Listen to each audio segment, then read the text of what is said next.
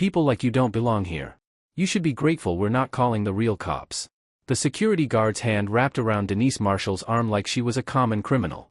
Right there in the marble lobby of Marshall Community Bank, the institution bearing her own family name, two uniformed officers were physically escorting the bank's founder and CEO toward the glass doors while dozens of customers watched in stunned silence. Denise's designer heels scraped against the polished floor as she struggled to maintain her dignity, her mind racing with one impossible thought: how was she being thrown out of the bank her grandfather built in 1962? But here's what makes this story unlike anything you've heard before. In exactly 4 hours, the man who ordered this humiliation would be in handcuffs.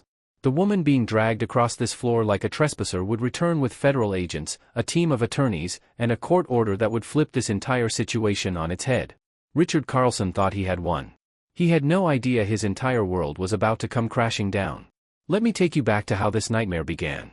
That Tuesday morning had started like any other day for Denise Marshall. She arrived at Marshall Community Bank at exactly 7:30 a.m., coffee in hand, ready to review the quarterly reports before her 9 o'clock board meeting. The Atlanta sun was already warm, promising another humid Georgia day. Denise walked through the parking lot she had walked through thousands of times, past the bronze plaque commemorating her grandfather William Marshall, and through the glass doors of the institution that represented everything her family had built. William Marshall had opened this bank in 1962, during the height of the civil rights era, when black families couldn't get loans from white-owned banks. When redlining meant entire neighborhoods were denied access to capital. When a black man owning a financial institution was considered either impossible or dangerous. William Marshall didn't care what they considered it. He built his bank anyway. He served his community anyway. He created generational wealth for families who had been systematically denied it for centuries. When Denise inherited the bank 15 years ago, it was a single struggling branch barely staying afloat. She had poured everything into turning it around. 80-hour weeks. Missed holidays. Personal savings depleted to make payroll during the rough years. Relationships sacrificed on the altar of her grandfather's legacy. But she had done it. 1 branch became 5. 5 became 10. 10 became 15 locations serving black communities across Georgia. Marshall Community Bank had become a beacon of black excellence, proof that when given the opportunity, black-owned institutions could not just survive but thrive. Denise took the elevator to the executive floor, already mentally reviewing the agenda for her board meeting. She reached the door to the executive suite and swiped her keycard. Red light. Access denied. Denise frowned. She swiped again. Red light. Access denied. A cold sensation crept down her spine. In 15 years, her keycard had never failed. She checked the card, made sure she was holding it correctly, and tried a third time. Red light. Access denied. Something was wrong. Very wrong. But Denise Marshall was not a woman who panicked. She was a woman who solved problems. She would simply go down to the security office and sort out whatever technical glitch had occurred. These things happened. Buildings had issues. Keycards malfunctioned. There was a logical explanation. She took the elevator back down to the main floor, her heels clicking against the marble as she crossed the lobby toward the security office. That's when she saw something that stopped her heart. Through the glass walls of her corner office, she could see a man. A white man in an expensive suit, sitting in her chair, behind her desk, talking animatedly on his phone. His feet were propped up on the mahogany desk her grandfather had purchased in 1962. He was laughing at something, completely at ease, as if he owned the place. Richard Carlson. Her chief operating officer. The man she had personally hired 8 months ago to help modernize the bank's operations. The man who had come with glowing recommendations, an impressive resume, and an eagerness to serve that had seemed almost too good to be true. It was too good to be true. Denise just didn't know it yet. She changed direction, her heels clicking sharply as she marched toward her office. Whatever Richard was doing in there, whatever explanation he had, she was going to hear it right now. She didn't make it 10 steps before 2 security guards blocked her path. "Ma'am, I'm going to need you to leave the premises," the older guard said. His voice was apologetic but firm. Denise recognized him. James. He had worked at the bank for 12 years. He knew exactly who she was. "Excuse me?" Denise's voice carried across the lobby, causing several customers to look up from their transactions. "James, it's me.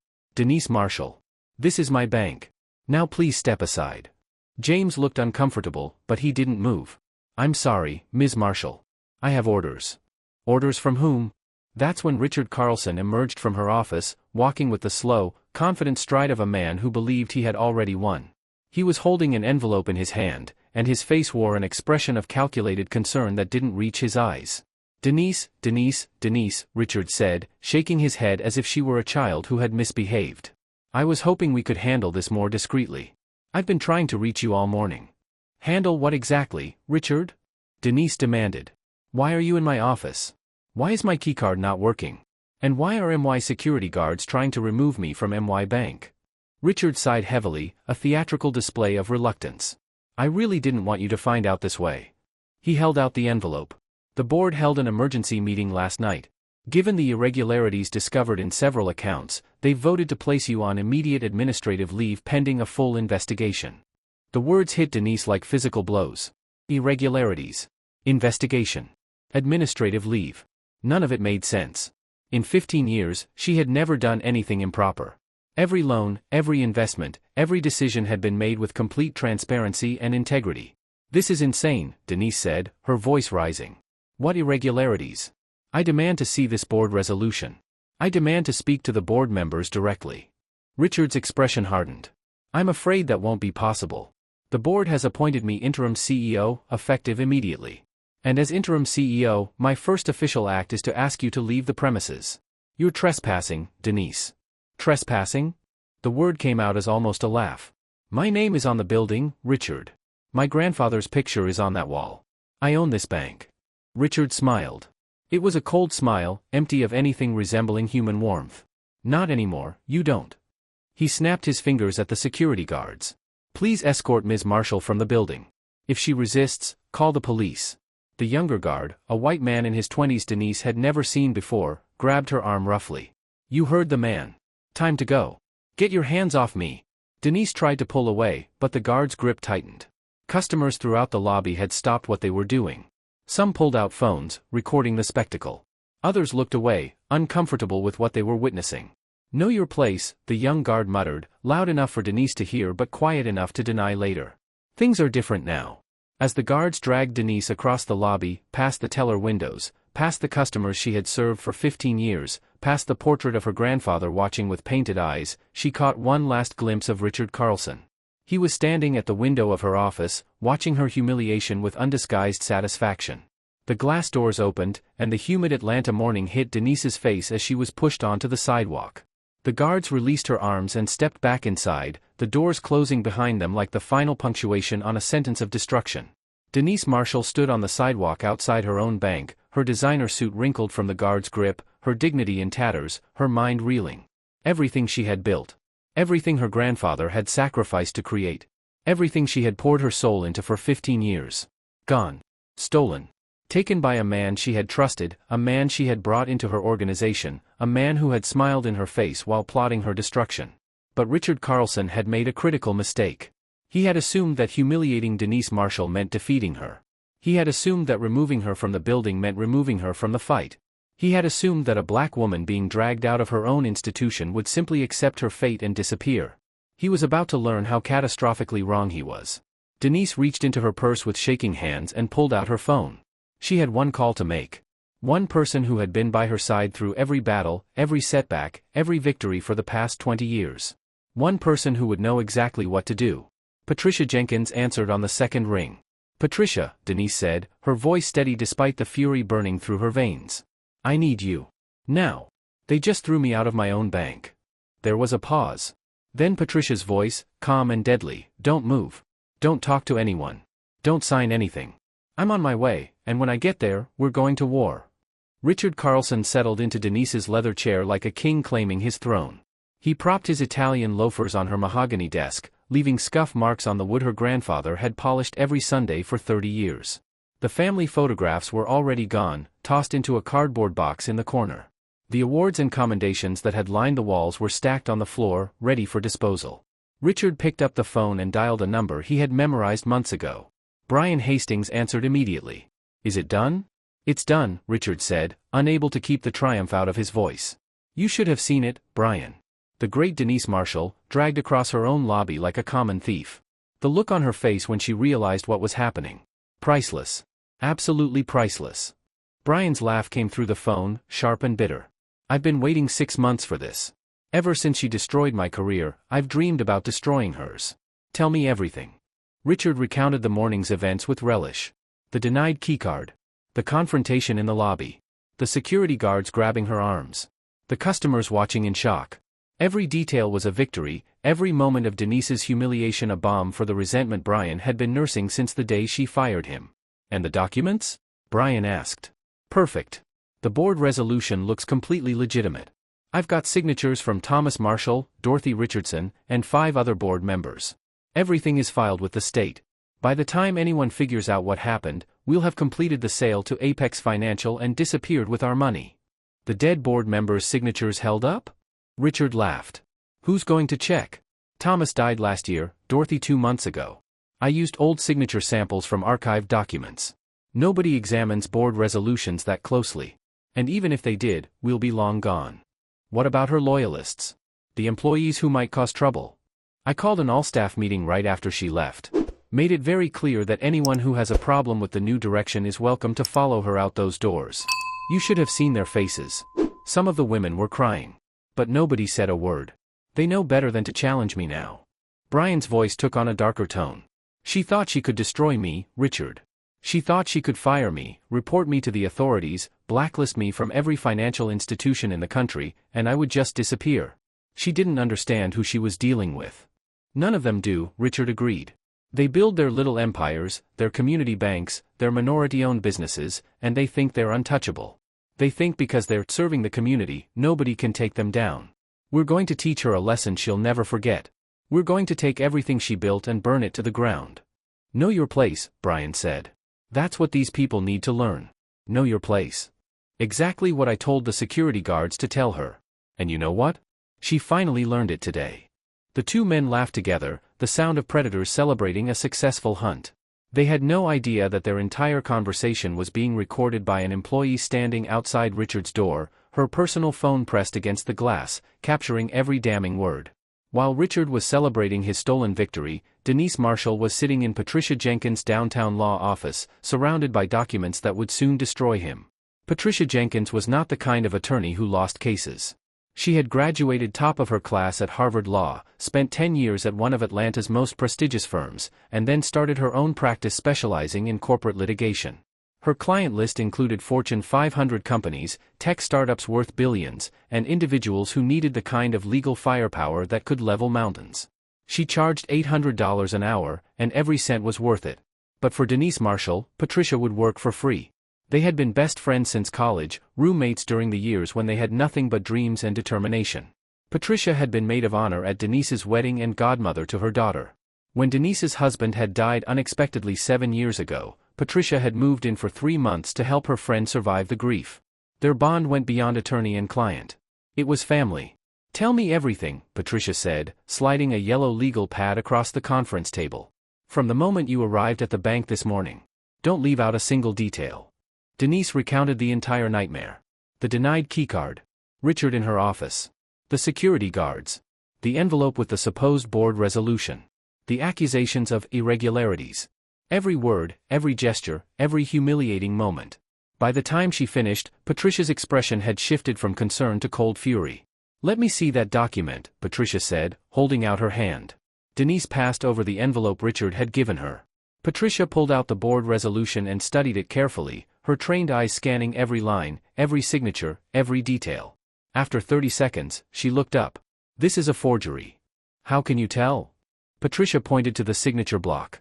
Thomas Marshall signed this document. Your Uncle Thomas. That's impossible. Uncle Thomas died last year. Exactly. And here's Dorothy Richardson's signature. Dorothy passed away 2 months ago. Yet somehow, both of them attended an emergency board meeting yesterday and voted to remove you. Patricia's voice dripped with contempt. Richard Carlson isn't just incompetent at corporate takeovers. He's incompetent at forgery. Using dead people's signatures on a document dated yesterday is the kind of mistake a first-year law student would catch. Denise felt a strange mixture of horror and hope. Horror at the brazenness of the fraud. Hope that the fraud was so blatant it could be easily proven. What else? She asked. Patricia was already pulling up documents on her laptop. I had my associate run a search on corporate filings while you were on your way here. What I found is going to make you very angry, but it's also going to put Richard Carlson in prison. She turned the laptop so Denise could see the screen. It showed a filing from the Georgia Secretary of State's office, dated 1 week ago. This is a stock transfer document, Patricia explained. According to this filing, 49% of Marshall Community Bank's shares were transferred from you to an entity called Carlson Holdings Group. The document lists you as the authorizing party. That's your signature at the bottom, authorizing the transfer. Denise leaned forward, her heart pounding. I never signed that. I never authorized any stock transfer. I've never even heard of Carlson Holdings Group. I know. Which means someone forged your signature on a legal document and filed it with the state. That's not just civil fraud, Denise. That's a federal crime. We're talking wire fraud, bank fraud, falsification of corporate records, and conspiracy. Whoever did this is looking at 20 years minimum in federal prison. Richard, Denise said. Richard did this.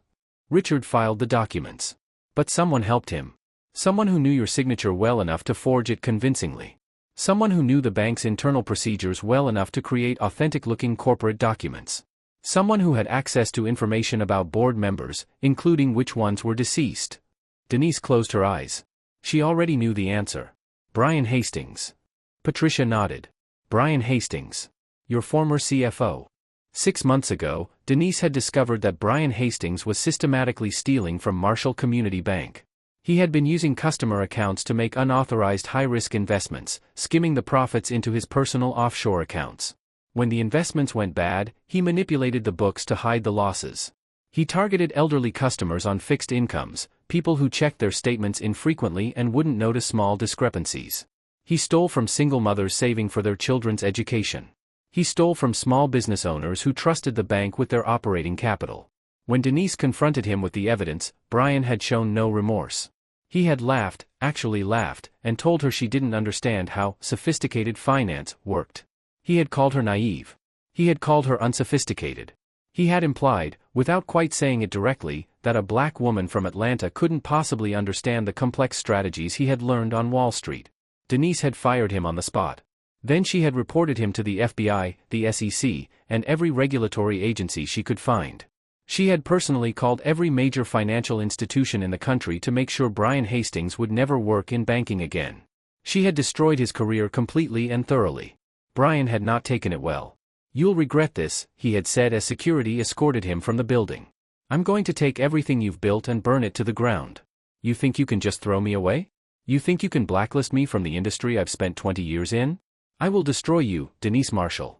I will destroy everything you love. Denise had dismissed it as the empty threats of a disgraced man. She had underestimated the depth of his hatred and the patience of his revenge. Brian didn't just want his job back, Patricia said. He wanted vengeance.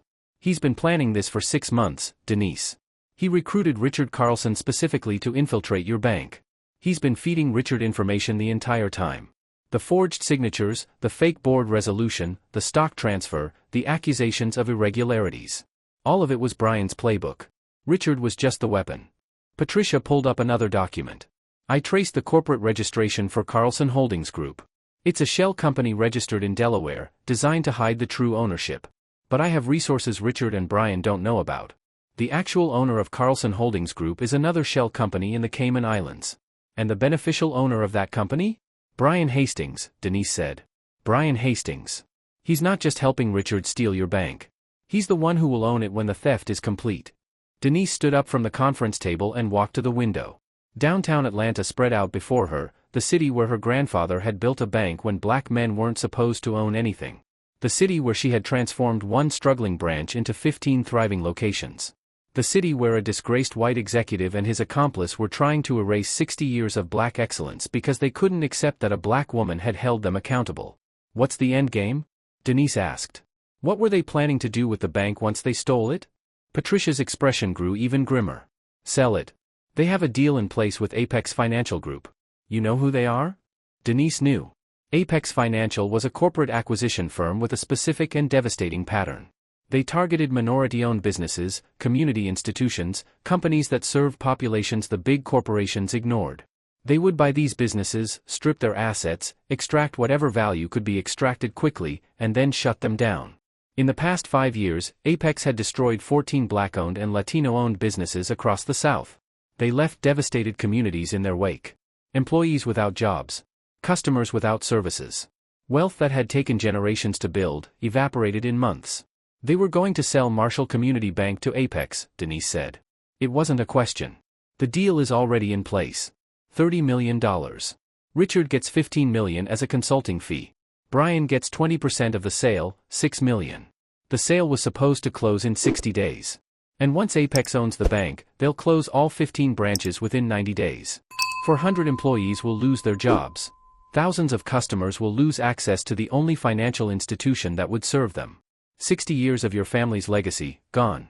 That's what Brian Hastings and Richard Carlson were planning. That's what they thought they would get away with.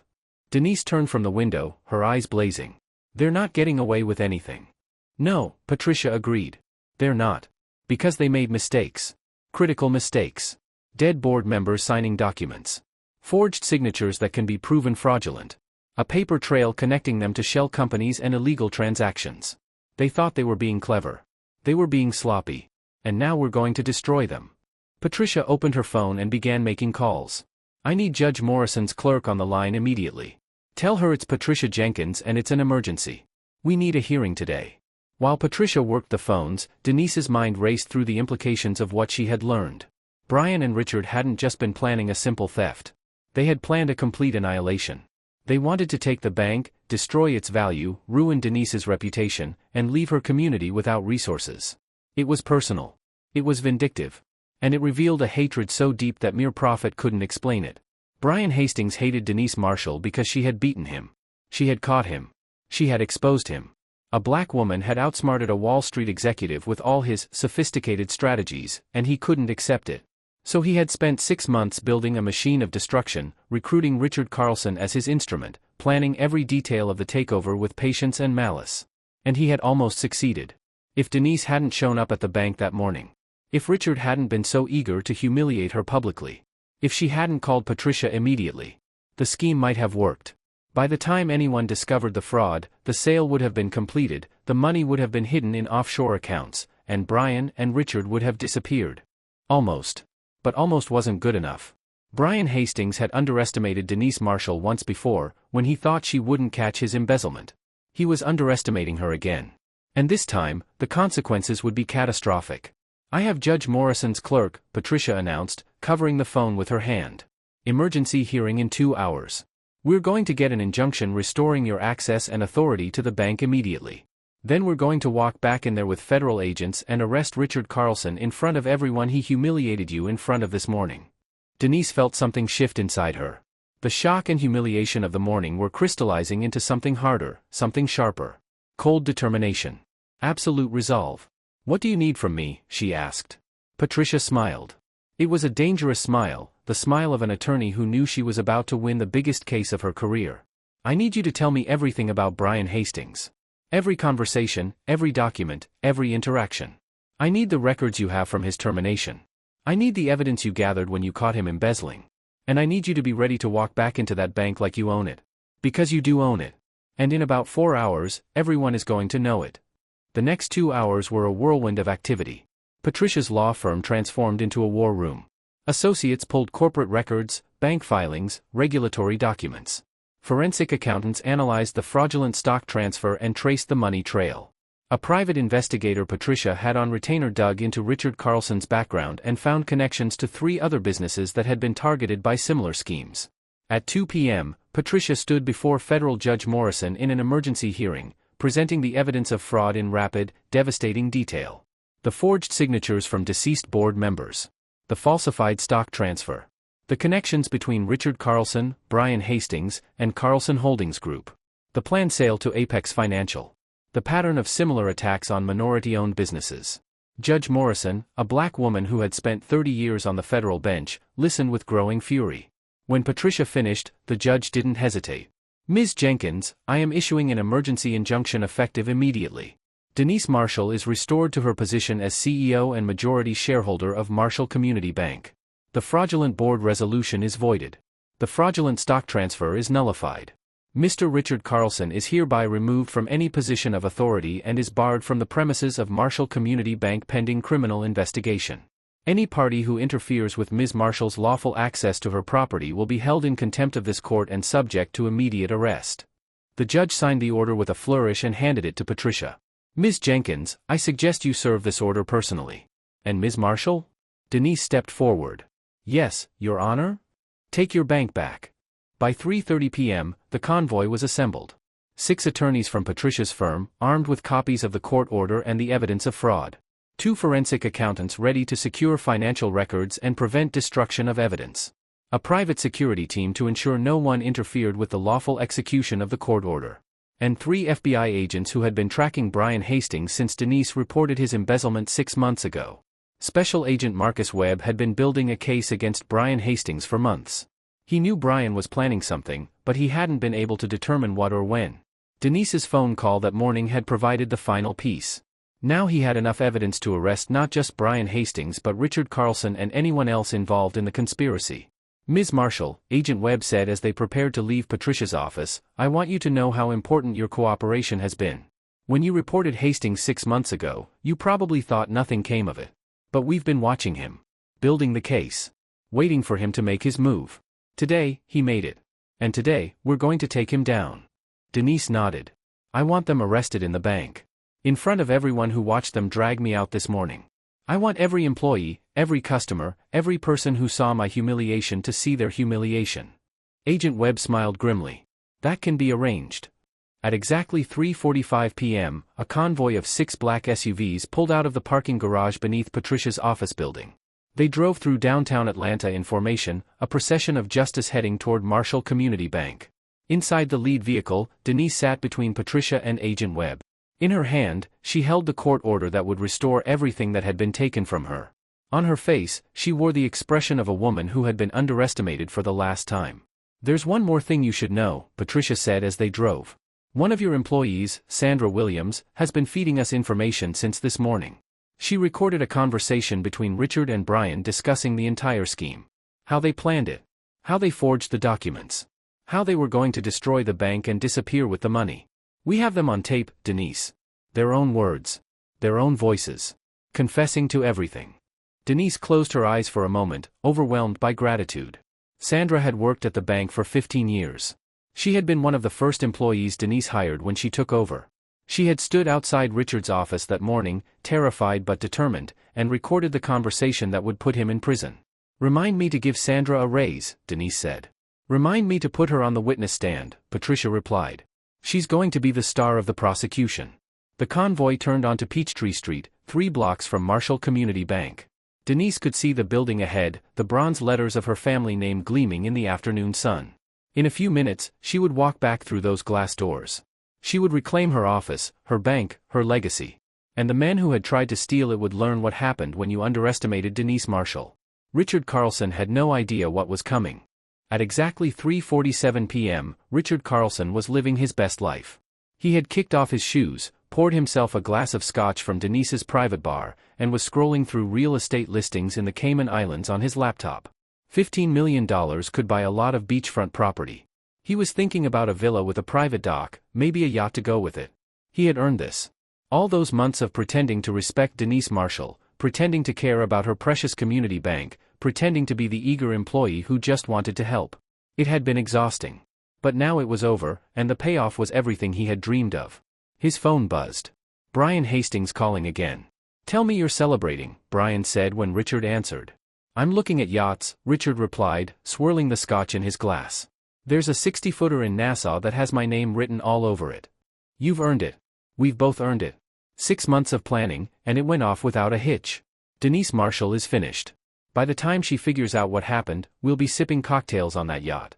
Richard laughed. You should have seen her face when the security guards grabbed her. She kept saying there must be a mistake. She kept saying she owned the bank. Like that mattered anymore. Like anything she said mattered anymore. That's the beautiful part, Brian said. She did everything right. She built the business.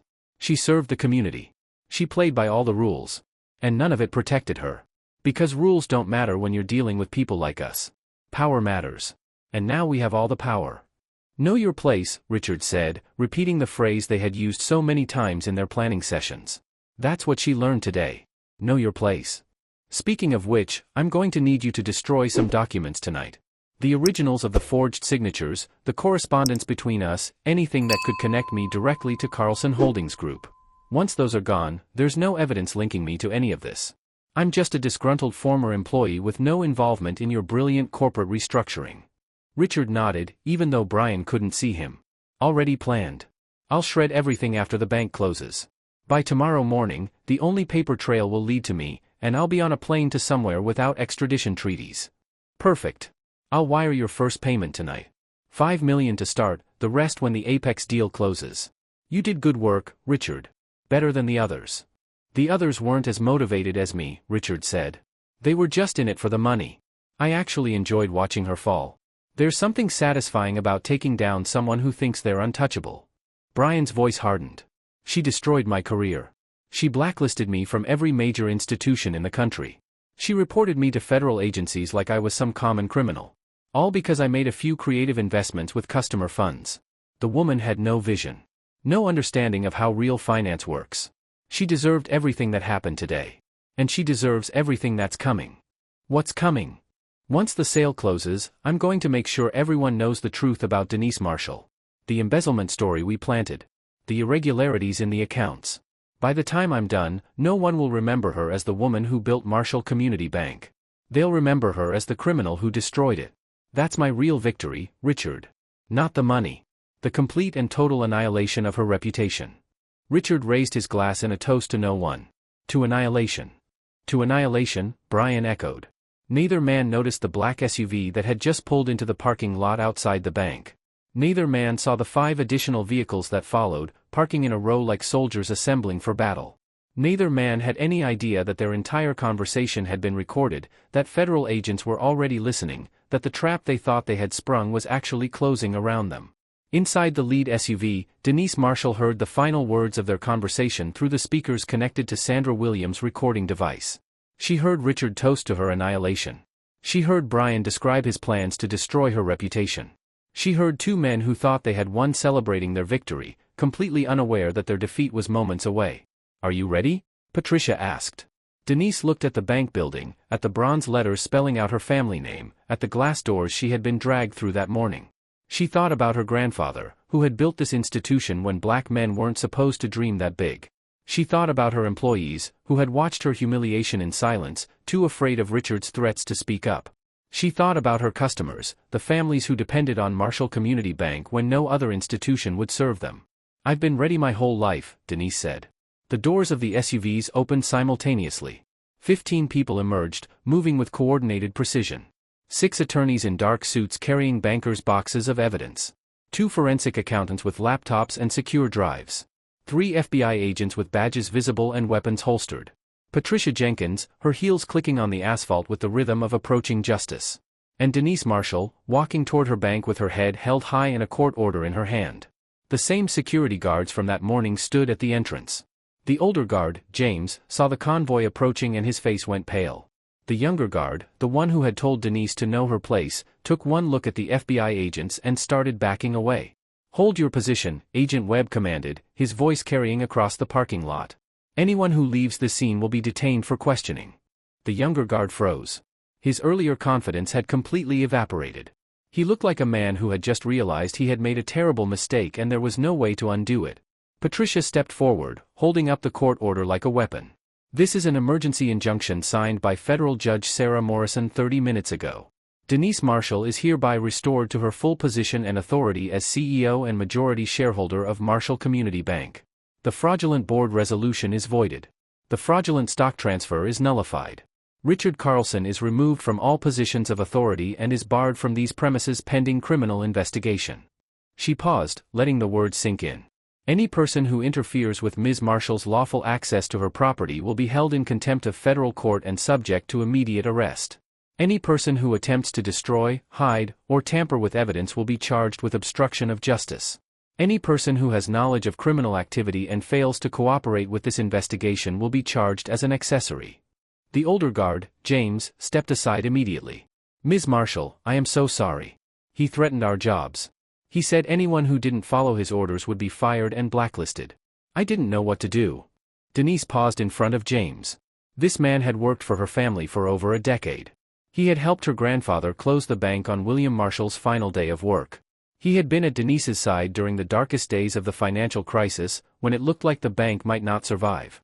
And this morning, he had been forced to participate in her humiliation because a predator had threatened his livelihood. "I know, James," Denise said gently. "I don't blame you. I blame the man who put you in that position. And in about 5 minutes, that man is going to be in handcuffs." She turned to the younger guard, the one who had smirked while grabbing her arm, the one who had told her to know her place.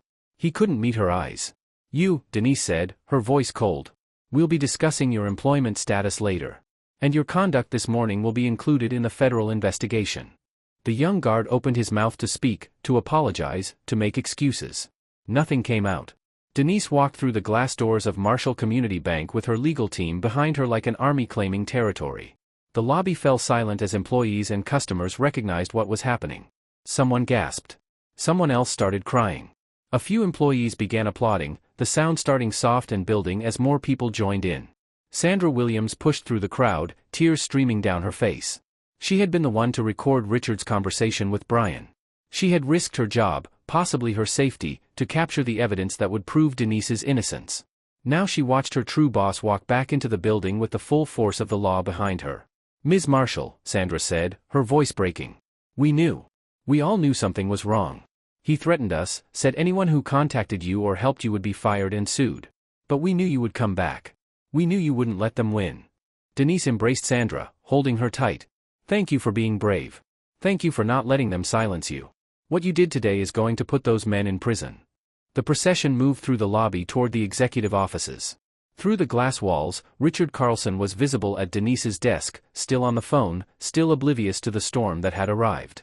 He was laughing at something, his feet still propped up on her grandfather's desk, the glass of scotch still in his hand. He didn't notice the attorneys filing into the outer office. He didn't notice the FBI agents positioning themselves near the exits. He didn't notice Denise Marshall standing just outside his stolen domain, watching him with eyes that held no mercy. He noticed when Patricia Jenkins opened the door. Richard looked up, annoyance crossing his face. "I said no interruptions. Whatever it is can wait until." The words died in his throat as he saw who was standing behind Patricia. Denise Marshall. Flanked by FBI agents. Surrounded by attorneys. And holding a document with an official federal court seal. The color drained from Richard's face. The glass of scotch slipped from his fingers and shattered on the floor. "Hello, Richard," Denise said, her voice calm and controlled. "I believe you're sitting in my chair." Richard scrambled to his feet, nearly tripping over the broken glass. You can't be here." "Security. Someone call security." "Security works for me," Denise replied. "This bank works for me. This chair, this desk, this office, all of it works for me. It always has. Your little performance this morning was just that. A performance. A criminal fraud that is now the subject of a federal investigation." Special Agent Marcus Webb stepped forward, his badge clearly visible. "Richard Carlson, I'm Special Agent Webb with the Federal Bureau of Investigation. You are under arrest for wire fraud, bank fraud, forgery, falsification of corporate documents, and conspiracy to commit financial crimes." "No," Richard said, backing away until he hit the window behind him. "No, this is a mistake. I have authorization. The board approved everything. I have documents." "You mean these documents?" Patricia held up the forged board resolution. "The ones with signatures from Thomas Marshall, who died last year. Dorothy Richardson, who passed away 2 months ago. These are the documents you're relying on." Richard's mouth opened and closed like a fish gasping for air. "We also have the fraudulent stock transfer," Patricia continued. "Your communications with Brian Hastings. The wire transfers to offshore accounts. Phone recordings of you and Mr. Hastings discussing how you planned this scheme, forged the documents, and intended to destroy this bank and disappear with $30 million. "Brian," Richard whispered. "Brian said it was foolproof. He said no one would ever find out." "Brian Hastings was arrested at his home 45 minutes ago," Agent Webb said. "He was attempting to destroy evidence when our agents arrived. He's currently in federal custody, and I expect he's telling us everything about your involvement in exchange for a reduced sentence. Criminals like you always turn on each other when the walls close in." 2 FBI agents moved forward with handcuffs. Richard's resistance collapsed completely. He didn't fight as they pulled his arms behind his back. He didn't protest as the metal clicked around his wrists. He just stood there, the arrogance and confidence of the morning completely gone, replaced by the hollow expression of a man who had just realized his entire future had been destroyed. "Richard Carlson, you have the right to remain silent," Agent Webb recited. "Anything you say can and will be used against you in a court of law. You have the right to an attorney. If you cannot afford an attorney, one will be appointed for you. Do you understand these rights? Richard nodded weakly, unable to speak. As the agents led Richard toward the door, Denise stepped into his path. He was forced to stop, forced to face her, forced to see the woman he had tried to destroy standing victorious while he stood in chains. "Richard," Denise said quietly, so only he could hear. "What was it you told the security guards to say to me this morning?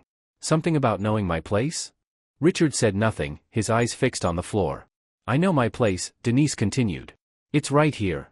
In my office. Running my bank. Building the legacy my grandfather started.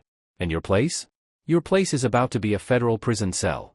For a very, very long time." She leaned closer, her voice dropping to barely a whisper. "Now you know your place." The agents led Richard Carlson through the lobby in handcuffs, past the employees who had witnessed Denise's humiliation that morning, past the customers who had watched in silence, past the security guards who had followed his orders. Every eye was on him. Every face showed the same expression, satisfaction that justice had arrived. Sandra started the applause. Within seconds, it had spread through the entire lobby, a thunderous sound of vindication and relief. Employees were crying, hugging each other, calling out Denise's name. Customers joined in, strangers who had witnessed an injustice that morning now witnessing its reversal. Denise stood in the center of her bank, her grandfather's portrait watching from the wall, and let the sound wash over her. This morning, she had been dragged through this lobby like a criminal. Now she stood triumphant while the real criminal was led away in chains. But the victory wasn't just about Richard Carlson's arrest. It wasn't just about proving her innocence or reclaiming her position. It was about something bigger. It was about every black business owner who had ever been targeted by predators like Richard and Brian. It was about every woman who had ever been underestimated and dismissed. It was about every person who had ever been told to know their place and refused to accept it. Marshall Community Bank had survived. The conspiracy had failed. And the men who had planned its destruction would spend the next 2 decades in federal prison. Patricia appeared at Denise's side, her expression triumphant. "That was even more satisfying than I imagined." "It's not over yet," Denise said. "We need to secure all the records, document everything, make sure there's no way they can claim this was a misunderstanding or try to wiggle out of the charges. Already being handled. The forensic accountants are securing the financial records.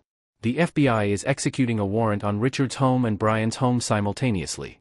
And I have a press conference scheduled for tomorrow morning. The world is going to know exactly what happened here and exactly who was responsible."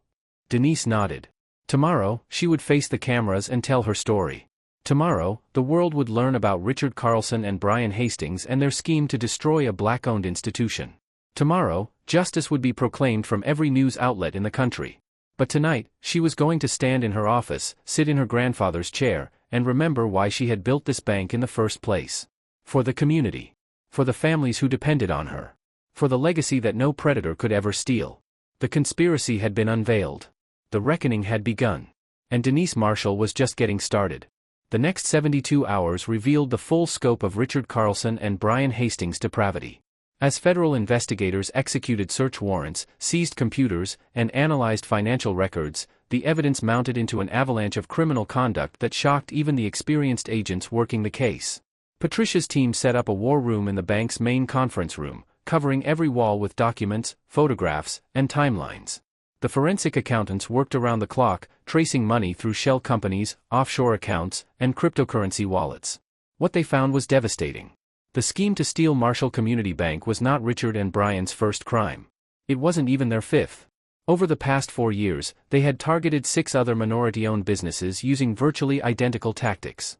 They would identify a successful company, plant an inside operative, forge documents to create a fake ownership transfer, and then sell the stolen business to corporate vultures who would strip it for parts. Their first victim was Jackson Family Construction, a black-owned company that had been building homes in Atlanta for 3 generations. Marcus Jackson had inherited the business from his father, who had inherited it from his father. They had survived the Great Depression, the Civil Rights era, and 3 recessions. They had built over 5,000 homes for black families who couldn't get loans from white builders. And in 2019, they had been destroyed by a scheme almost identical to the one Richard and Brian had tried against Denise.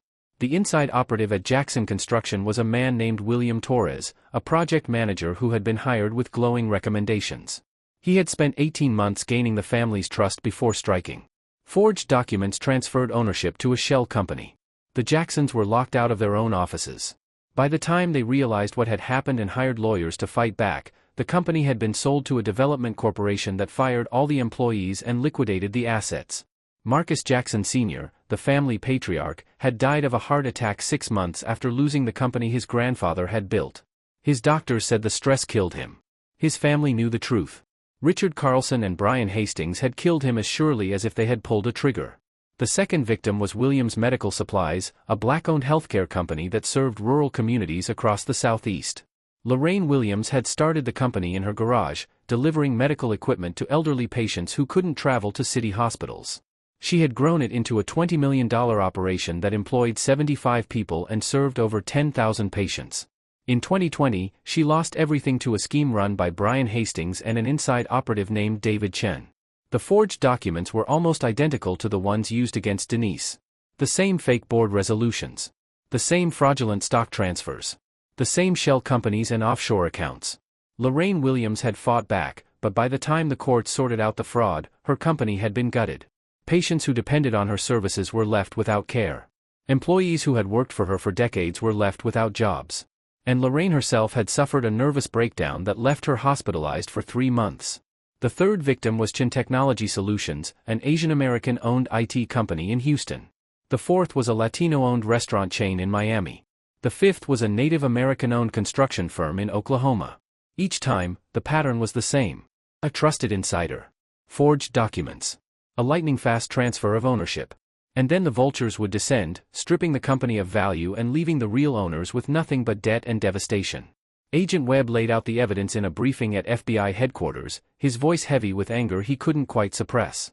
"We're looking at a criminal enterprise that has systematically targeted minority-owned businesses for at least 4 years. The total losses exceed $100 million. 6 companies destroyed.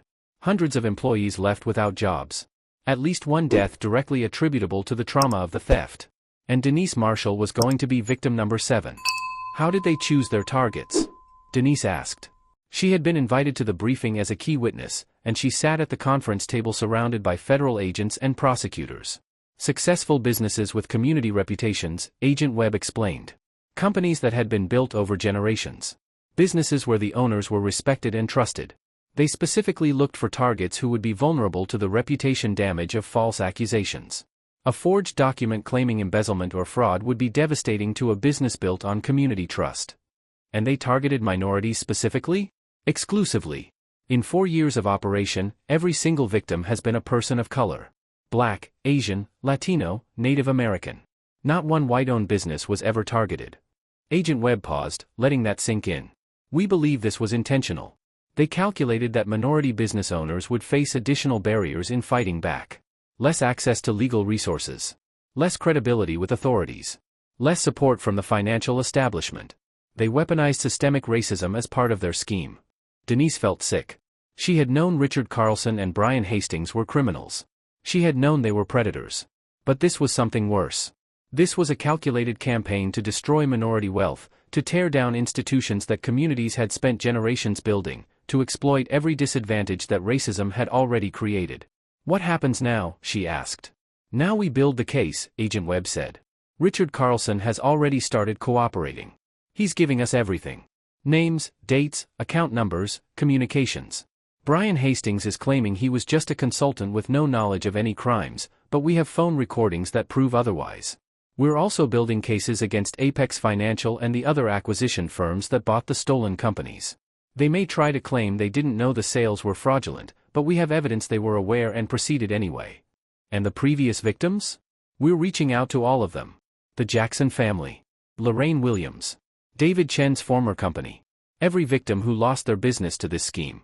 They're going to be part of this prosecution. They're going to get a chance to face the men who destroyed their lives and demand justice." Patricia Jenkins had already begun the process of contacting the previous victims.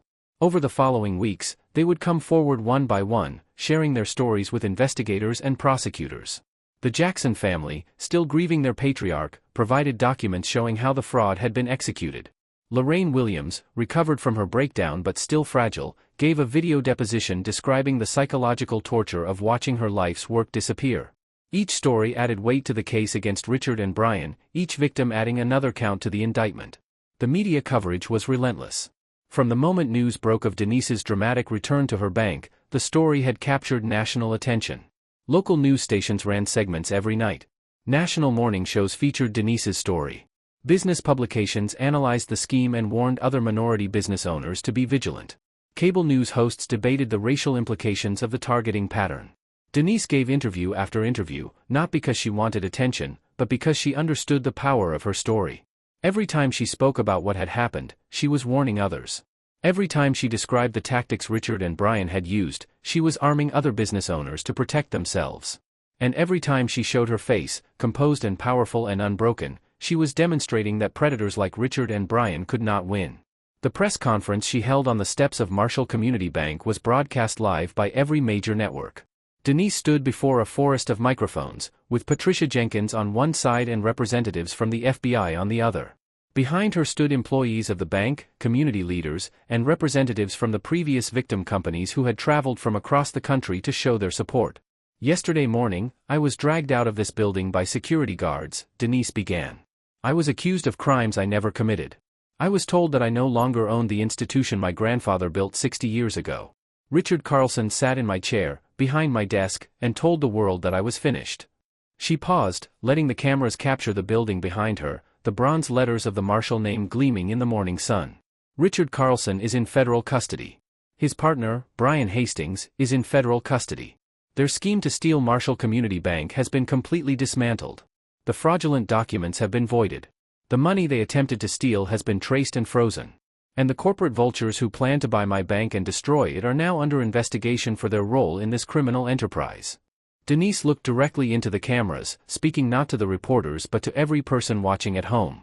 "But this isn't just about one bank. It isn't just about me. Richard Carlson and Brian Hastings have destroyed 6 other businesses using the same tactics. 6 companies built by minority entrepreneurs. 6 families who poured their lives into creating something valuable for their communities. At least one man died from the stress of losing everything he had built. Hundreds of employees lost their jobs. Thousands of customers lost access to services they depended on. This is what happens when predators target minority communities. They know we face additional barriers. They know the system isn't designed to protect us.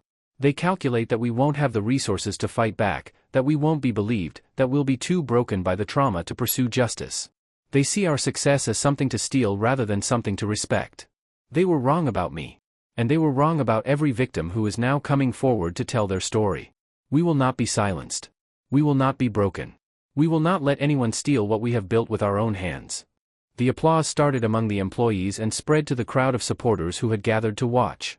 Denise let it wash over her, drawing strength from the sound of her community rallying behind her. 6 months later, Denise sat in the front row of a federal courtroom as Richard Carlson and Brian Hastings were sentenced. The trial had been relatively brief. Faced with overwhelming evidence, both men had eventually pleaded guilty to multiple federal charges. The only question was how long they would spend in prison. The courtroom was packed with victims, journalists, and community members who had followed the case. Marcus Jackson Jr., the son of the man who had died after losing his family's construction company, sat directly behind the prosecution table. Lorraine Williams was there, her hands folded in her lap, watching with quiet intensity. Representatives from every victim company had made the journey to witness the conclusion of the case. Judge Robert Harrison, a stern-faced man with a reputation for harsh sentences in white-collar cases, addressed the defendants directly before announcing their punishment. "Mr. Carlson and Mr. Hastings, I have presided over many fraud cases in my 30 years on this bench. I have seen greed in many forms. But I have rarely seen anything as calculated, as deliberately cruel, and as racially motivated as the crimes you committed." Richard Carlson kept his eyes on the table in front of him. Brian Hastings stared straight ahead, his expression blank. "You didn't just steal money. You destroyed lives. You targeted minority business owners specifically because you believed they would be easier victims. You calculated that systemic racism would work in your favor, that your victims would face barriers in seeking justice, that they would be less likely to be believed. You weaponized inequality as a tool of theft. Marcus Jackson Sr. is dead because of what you did to his family. Lorraine Williams spent 3 months in a psychiatric hospital. David Chin lost his home, his marriage, and his will to live. And those are just 3 of your victims. The full scope of the devastation you caused cannot be measured in dollars. It must be measured in broken families, shattered dreams, and communities left without the institutions they depended on." The judge paused, reviewing his notes. Mr. Carlson, you were the inside operative. You spent 8 months pretending to serve Denise Marshall while plotting to destroy her. You participated in forgery, fraud, and theft. You personally directed the humiliation of a woman in her own place of business. And when confronted with your crimes, you immediately betrayed your partner in an attempt to save yourself. For your crimes, I sentence you to 15 years in federal prison. Upon release, you will be required to pay full restitution to all victims and will be permanently barred from working in any financial institution. Richard Carlson's shoulders slumped. His attorney placed a hand on his arm, but Richard didn't respond. The confidence and arrogance he had displayed in Denise's office was gone, replaced by the defeated posture of a man facing the consequences of his choices. Mr. Hastings, you were the architect of this criminal enterprise. You conceived the scheme. You recruited the operatives. You selected the targets. You directed every aspect of the fraud. And you did all of this motivated not just by greed but by vengeance against a woman who had the courage to hold you accountable for your previous crimes. Brian Hastings' blank expression flickered, a flash of anger crossing his face before he controlled it. You swore to destroy Denise Marshall after she fired you for embezzlement. You spent 6 months planning her destruction. And when your plan failed, you attempted to destroy evidence and flee the jurisdiction. You have shown no remorse, no recognition of the harm you caused, and no acceptance of responsibility for your actions. For your crimes, I sentence you to 22 years in federal prison. Upon release, you will be required to pay full restitution to all victims. You are permanently barred from working in any financial or business capacity. And given your attempt to flee prosecution, I am recommending that you serve your sentence in a maximum security facility. Brian Hastings finally reacted, his face twisting with rage. This is ridiculous. I was a consultant. I had nothing to do with. Mr. Hastings, your own words convicted you, the judge interrupted. We have recordings of you discussing every aspect of this scheme. We have documents in your handwriting. We have financial records tracing stolen money directly to your accounts. Your denials insult the intelligence of this court and the suffering of your victims. The judge turned to the gallery, where the victims and their families sat. To the victims of this crime, I hope this sentence provides some measure of justice for what you have endured. What was done to you was despicable. But you have shown incredible courage in coming forward, in sharing your stories, and in ensuring that these men are held accountable. Your strength honors the businesses you built and the communities you served. Finally, he looked at Denise. Ms. Marshall, you not only survived this attack but exposed a criminal enterprise that had operated for years. Your courage and determination have brought justice not only for yourself but for every victim of this scheme. Marshall Community Bank endures because you refused to surrender. And this court commends you for your extraordinary service. The gavel fell. Richard Carlson was led out of the courtroom in handcuffs, his head down, refusing to look at anyone. Brian Hastings followed, still protesting his innocence, still claiming he was the real victim, still refusing to accept responsibility. In the gallery, Denise Marshall watched them go. She felt no satisfaction in their punishment, no joy in their suffering. What she felt was relief. Relief that the fight was over. Relief that justice had been served. Relief that the legacy her grandfather had built would continue. Marcus Jackson Jr. approached her after the courtroom cleared. His eyes were red from crying, but his handshake was firm. My father believed in what your grandfather built, he said. He told me stories about meeting William Marshall, about how your family's bank gave them the loan that started our company. Dad always said that what Marshall Community Bank represented was bigger than any single business. It was proof that we could build our own institutions, create our own wealth, take care of our own communities. Denise took his hand in both of hers. Your father's memory is part of why I fought so hard. He's part of why Marshall Community Bank still exists. And I promise you, we will never stop fighting for families like yours. She meant every word. 1 year after the worst day of her life, Denise Marshall walked through the glass doors of Marshall Community Bank on a Tuesday morning. The sun was warm, the Atlanta sky was clear, and the bronze letters of her family name gleamed above the entrance just as they had for 60 years. She paused for a moment in the lobby, taking in the familiar sounds of a thriving financial institution. Tellers greeting customers by name. Loan officers discussing mortgage applications. The quiet hum of a community being served. James, the security guard who had been forced to participate in her humiliation that terrible morning, stood at his post near the entrance. When he saw Denise, his face broke into a warm smile. Good morning, Ms. Marshall. Good morning, James. How's your daughter doing at Spelman? Dean's List again. She wanted me to thank you for that scholarship fund. Says it changed her life. Denise smiled and continued through the lobby, greeting employees as she passed. Sandra Williams, the brave woman who had recorded Richard's incriminating conversation, was now the bank's new chief operating officer. She had earned the position through courage, loyalty, and competence. Every time Denise saw her, she was reminded that the darkest moments often reveal who people truly are. In her office, Denise settled into her grandfather's chair and looked at the wall of photographs and memories. William Marshall's original banking license hung in its frame, the document that had started everything 60 years ago. Beside it was a new edition, a framed front page from the Atlanta Journal-Constitution with the headline, CEO Returns with FBI, Takes Back Bank. And next to that, a photograph of Denise with Marcus Jackson Jr. and Lorraine Williams and the representatives of every victim company, taken on the courthouse steps after Richard and Brian's sentencing. The past year had been transformative. Marshall Community Bank had not just survived the attack. It had thrived in ways Denise had never imagined. Customer deposits had doubled as the community rallied around the institution that predators had tried to destroy. 3 new branches had opened in underserved neighborhoods, bringing financial services to families who had been ignored by larger banks. A legal defense fund had been established to help other minority business owners fight corporate fraud, funded by donations from supporters across the country. But the changes went beyond numbers and new locations. Something fundamental had shifted in how Denise understood her role. She was no longer just a CEO running a successful bank. She was a symbol. A proof of concept. Evidence that black excellence could not be erased by those who sought to steal it. She had testified before Congress about predatory practices targeting minority businesses. She had spoken at conferences and universities about the tactics used by Richard and Brian, arming other entrepreneurs with the knowledge to protect themselves. She had been featured in magazines and documentaries, her story becoming a template for resistance and resilience. And through it all, she had never lost sight of why Marshall Community Bank existed in the first place. Not for profit. Not for prestige. But for service. For the families who needed someone to believe in them. For the small business owners who had been rejected everywhere else. For the community that her grandfather had loved and served until his final breath. Richard Carlson was serving his 15-year sentence in a federal facility in South Carolina. Letters had arrived periodically, expressions of remorse that Denise never read. She had no interest in his apologies. His punishment was not her concern. Her concern was building, not destroying. Creating, not tearing down. Brian Hastings had been transferred to a maximum security facility after attempting to orchestrate a scheme from prison, trying to defraud fellow inmates of their commissary funds. Some people never learned. Some people were incapable of change. Brian would spend at least 2 more decades behind bars, growing old in a cell, watching the world move on without him. Apex Financial, the corporate vulture that had planned to buy and destroy Marshall Community Bank, had been hit with a massive federal lawsuit. Their executives faced criminal charges for their role in purchasing businesses they knew had been stolen.